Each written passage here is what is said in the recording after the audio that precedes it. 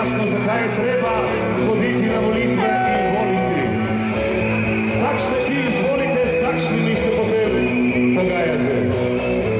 Priznam, bi lahko bilo slabše, ampak na volitvah se rešuje stvari in seveda glasite za nas, prijeli smo spas. Lepo pozdravljen. Danes se tukaj zbralo res veliko število ljudi. Kako ste zadovoljni s trenutnim potekom demonstracij? Jaz sem zelo zadovoljen z udeležbo, tako dijakov kot študentov. Imeli smo nekaj težave pri zagotavljanju avtobusov. Sam v Mariboru 15 avtobusov, ki je bilo naročenih in tudi rezerviranih, sploh ni prišlo. Tako da je ostalo 800 mariborskih dijakov pa študentov pred štukom. Tudi po klubih so se določene stvari dogajale, ampak jaz sem z udeležbo zelo zadovoljen. Prihodnosti po demonstracijah?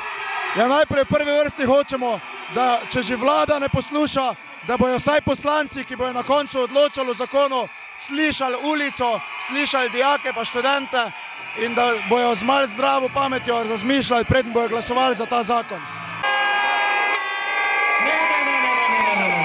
Ne se razburjati, vsi smo kulturni ljudje, vsaj do 1:5.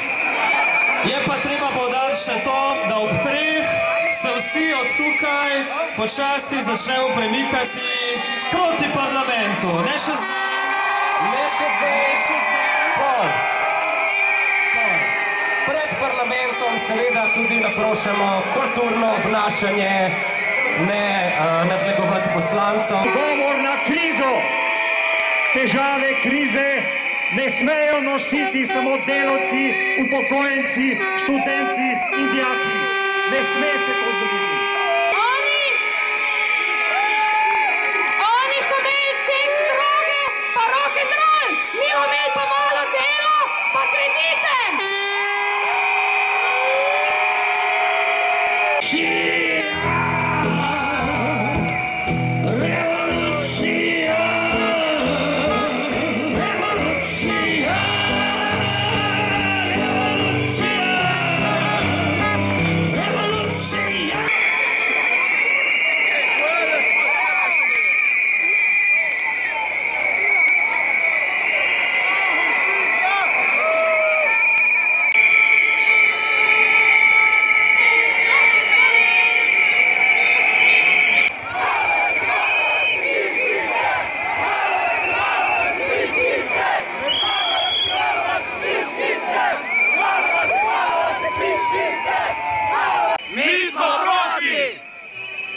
Zakaj si proti malemu delu?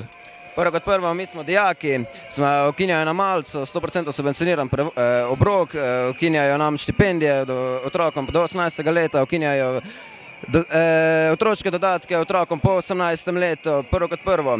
Če nam ukinejo dela, veliko študentov pač ne bo moglo študirati. To pomeni, mi smo iz Velenja, pri nas je delavsko mesto, večina otrok je pač otroci delavcev in pač na ta način ne bo mogli študirati, ne bo mogli si poravnati stroškov vsega, prevoza, bivanja, študija nasploh in mislim, da bo to grozno vplivalo na Velenje pač.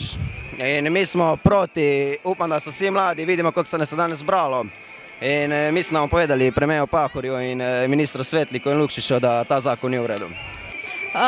Predlogi zakonov, ki jih predlagajo, omejujejo našo socialno varnost, hočejo ukiniti štipendije za dijake, hočejo ukiniti otroški dodatek po 18. letu in omejiti študentsko delo, ki je za vsakega tretjega študenta edini vir za financiranje študija. In ste zadovoljni danes, da se nas toliko zbralo?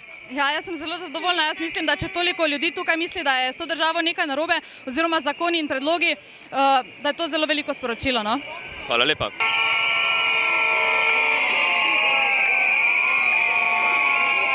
Tri, štiri, mi smo proti!